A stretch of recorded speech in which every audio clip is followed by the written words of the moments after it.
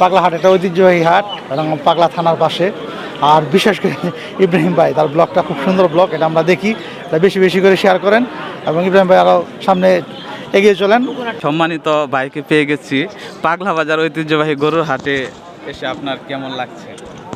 আলহামদুলিল্লাহ, এই কোরবানির ঈদে আসলে খুব ভালো লাগছে। গরু কি বিক্রি করতে আসছেন না কিনতে আসছেন? কিনতে আসছি ভাই। আসছেন না?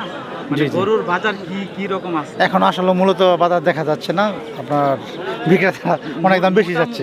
মোটামুটি যে এখন দু একটা দাম অবশ্যই আপনি হ্যাঁ। শুনছেন বলছেন, জি, জি। মানে কি রকম এবারে গরুর দামটা কি বেশি যাবে না কম এখন তো প্রথম হাট বসে, এই জন্য দামটা একটু বেশি চাচ্ছে। মানে একটু দোতানার মাঝে আছে ক্রেতা জি। বিক্রেতা সবাই। দর্শকদের উদ্দেশ্যে আপনি যদি কিছু বলেন। পাগলা হাট একটা ঐতিহ্যবাহী হাট এবং পাগলা থানার পাশে। আর বিশেষ করে ইব্রাহিম ভাই তার ব্লগটা খুব সুন্দর ব্লগ, এটা আমরা দেখি, এটা বেশি বেশি করে শেয়ার করেন এবং ইব্রাহিম ভাই আরও সামনে এগিয়ে চলেন। আপনার জন্য দোয়া রইল। অনেক ধন্যবাদ ভাইকে মূল্যবান বক্তব্য দেওয়ার জন্য।